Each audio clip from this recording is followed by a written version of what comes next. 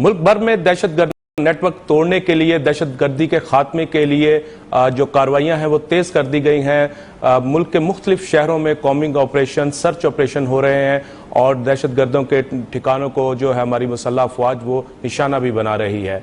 इसी अहम मौजू पर बात करेंगे। हमारे साथ लाहौर स्टूडियो में मौजूद हैं इमदाद सुमरो साहब, सीनियर सहाफ़ी, और इस्लामाबाद स्टूडियो से साइमा शबीर हमें ज्वाइन कर रही हैं। इमदाद सुमरो साहब, पूरे मुल्क में पाक फौज हो, CTTD हो, पुलिस हो, रेंजर्स हो, FC हो, मुख्तलिफ ठिकानों को निशाना बना रही है। ऑपरेशंस हो रहे हैं दहशतगर्दी के खात्मे के लिए, दहशतगर्दों के ठिकानों पर, और इसके साथ साथ जो मशकूक अफराद हैं, जो सहूलतकार हैं, वो भी सैकड़ों अब तक जो है वो गिरफ्तार, 100 से जायद जो हैं वो दहशतगर्द जो हैं वो हलाक हो चुके हैं इन ऑपरेशन में। सिंध के अंदर बात की जा रही है कि अब अंदरूनी सिंध और जनूबी पंजाब, उसके साथ साथ जो है वहाँ पे रेंजर्स और पुलिस की मदद से वहाँ पे ऑपरेशन किए जाएंगे। अंदरूनी सिंध भी जो है रेंजर जो है वो ऑपरेशन करेगी पुलिस की मदद से। बिल्कुल मियां साहब, जब तक पूरे मुल्क के अंदर एक ही वक्त कार्रवाइयाँ शुरू नहीं, कामयाबियां नहीं मिलेंगी। यही हमने सीखा ऑपरेशन ज़र्ब-ए-अज़ब से, यही हमने सीखा था मालाकंड ऑपरेशन से, कि होता यह है कि अगर हम मालाकंड को क्लियर करवा रहे थे तो वजीरिस्तान भाग जाते थे दहशतगर्द, हम वजीरिस्तान को क्लियर करवा रहे होते थे वो कराची भाग जाते थे, हम कराची को क्लियर करवा रहे हैं तो वो जो सिंध और बलूचिस्तान की जो सरहदी पट्टी है वो वहाँ पे चले जा रहे हैं, वहाँ क्लियर करवा रहे हैं तो पंजाब में आ जाते हैं। तो बैक वक्त जो हमने अभी जो रिसेंट पास में हमने सीखा, वो हमें कम से कम इस चीज़ से सबक हासिल करना चाहिए कि हमें दहशतगर्दी के खिलाफ, दहशतगर्दों, इंतहा पसंदों, उनके सहूलतकारों, चाहे वो किसी भी नाम से हो, किसी भी फिरके से उनका ताल्लुक हो, उनके खिलाफ, और किसी भी सूबे से उनका ताल्लुक हो, उनके खिलाफ एक ही वक्त में कार्रवाई की जाए, तभी जाके जो हम कामयाब हो सकते हैं। बसूरत दीगर हाइड आउट में वो जाके अपने पनाहें ले लेते हैं, छुप जाते हैं, और उसके बाद होता यह है कि पंजाब के अंदर अगर कार्रवाइयाँ कम होती हैं तो कराची में शुरू हो जाते हैं, कराची में अगर थोड़ी सी खामोशी होती है तो शाह नूरानी पे जाके वो फटना शुरू कर देते हैं, अगर शाह नूरानी पे खामोशी होती है तो पेशावर। तो एक ही टाइम पे हमें तमाम सूबों को, तमाम सूबाई हुकूमतों को, वजारत दाखिला को, वजारत दिफा को, सब को एक ही टाइम पे चौकस होकर कार्रवाई करना होगी, तभी जाके हम इस ऑपरेशन में मुकम्मल कामयाबी हासिल कर सकेंगे। बिल्कुल बड़ा अहम नुक्ता है, बड़ा अहम पॉइंट है जो कह रहे हैं साइमा शबीर साहिबा, कि एक ही वक्त में जो तमाम सिक्योरिटी फोर्सेस हों, पुलिस के इदारे हों, इसके साथ साथ रेंजर्स हों, तमाम सूबे हों, उनके अंदर यक वक्त कार्रवाई इनके खिलाफ होनी चाहिए। जिस तरह हम गुज़िश्ता एक हफ्ते से देख भी रहे हैं कि पूरे मुल्क के चारों सूबों में ये कार्रवाइयां हो रही हैं। जिस तरह माजी की मिसालें दी कि बहुत सारे ऑपरेशन हुए लेकिन जो है असरात नहीं हुए, क्योंकि एक इलाके में ऑपरेशन होता है तो वो जो दहशतगर्द हैं भाग के दूसरे इलाके में चले जाते हैं। एक ही वक्त में पूरे मुल्क के अंदर कार्रवाइयां होनी चाहिए और होती हुई अब दिखाई भी दे रही हैं।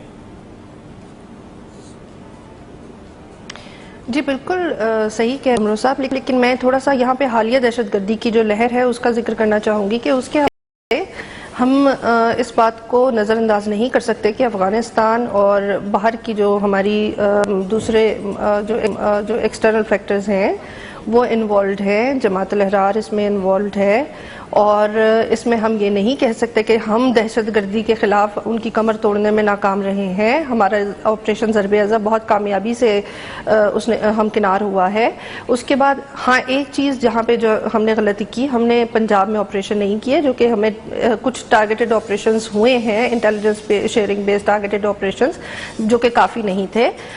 उसके अलावा हम लोगों को इस पे ऑपरेशंस कर है, उसके हवाले से दुश्मन ममालिक को हमारे कुछ हमको ये बात बिल्कुल एक आंख नहीं भा रही है। तो वहाँ से जो एक स्लीपर सेल्स के फॉर्म में, जमात-उल अहरार की फॉर्म में जो इन्फिल्ट्रेशन है सरहद पार से, उसको हम नज़रअंदाज नहीं कर सकते हैं। उसकी वजह से हालिया मुल्क में हालिया दहशतगर्दी की एक लहर आई है। अच्छा, इस तरह की चीज़ें जो है इसको हम इसलिए नज़रअंदाज नहीं कर सकते हैं क्योंकि ये गाहे बगाहे हो सकती हैं। इसमें हम ये नहीं कह सकते हैं कि हमारी सिक्योरिटी फोर्सेस की नाकामी है या मुकम्मल नाकाम हो चुकी हैं। फ़ौज ने बहुत कुर्बानियाँ दी हैं, अफ़गानिस्तान में जंग छिड़ी है लेकिन हमने ज़्यादा उसकी कुर्बानियाँ दी हैं।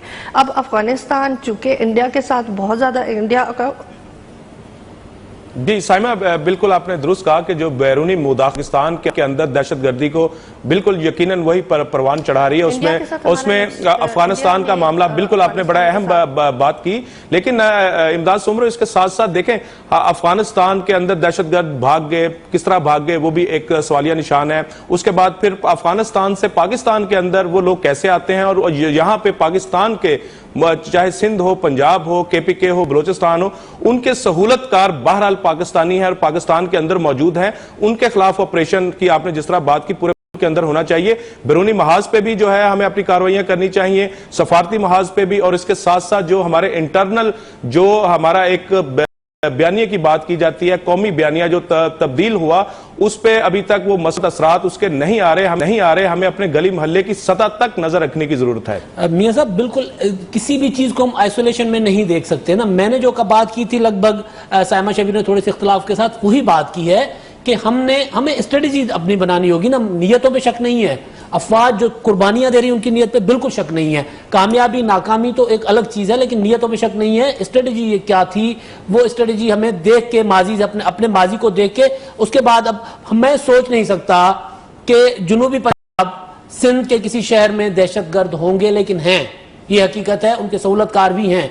हाँ, अब मसला ये है कि जो एक्सटर्नल फोर्सेज हैं, एक्सटर्नल फैक्टर है, वो इस्तेमाल किसको करता है। यानी जो लाहौर में आपको इवन मॉल रोड के रास्ते का नहीं पता, तो वो जाहिर है यहाँ पे आ रहा है, कोई सहूलतकार है, कोई उसको पनाह दे रहा है, कोई उसको ठहरा रहा है। कलंदर लाल शहबाज पे जाके जो फटता है दहशतगर्द, वो उसको होता है कि खवातीन का रास्ता कौन सा है दरबार में दाखिले, और औरतों का रास्ता, अपना मर्दों का रास्ता कौन सा है। तो वो उसको किसी ने तो पनाह दी, जो ही मेरा गांव है, मेरा इलाका, वहां से लोग गिरफ्तार हुए, कोई तो है जो इनको यहां तक ला रहा है। तो वो जो यहां तक ला रहे, देखिए दुनिया हमारी दुश्मन है, रहेगी, अजली मुल्क मफादात, अजली अपने मफादात के लिए मुल्क एक दूसरे के खिलाफ कार्रवाइयां करते हैं। हमने अपने अंदर देखना है कि हमारे मुल्क के अंदर बैठा हुआ दुश्मन जो है अंदर देखना है। साइमा शबीर, ये बड़ा अहम पॉइंट है। फिर इमदाद सुमरो का हमें अपने अंदर भी देखना है। हमें सिर्फ और सिर्फ भारत और अफगानिस्तान पे तनकीद करके जो है मामले से जान नहीं छुड़ा सकते। वो दुश्मन है, वो रहेंगे।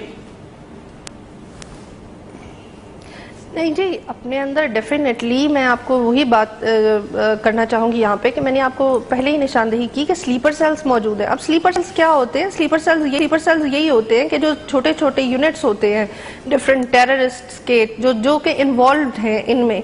अब बैठे हुए तो बेसिकली ये बाहर के हैं, अफगानिस्तान से ऑपरेशन हो रहे हैं, लेकिन स्लीपर सेल्स यहाँ पे एक्टिव होते हैं। अच्छा, इसमें अफगानिस्तान की जो एक बड़ी तादाद है पनाह गुज़ीनों की, वो बहुत ज़्यादा एक्टिव रोल प्ले कर रहे हैं। हमारे आम शहरी इतना रोल प्ले नहीं कर रहे हैं जितना कि मतलब आम शहरियों को तो जाहिर है वो तो बहुत शुक्रिया शबीर साहिबा और इमदाद सुमरो साहब, आपका बहुत शुक्रिया। बड़ा अहम मौजूद है, इस पे गुफ्तगू होती रहेगी। लेकिन नाजरीन, अब आगे बढ़ते हैं हेडलाइंस की तरफ।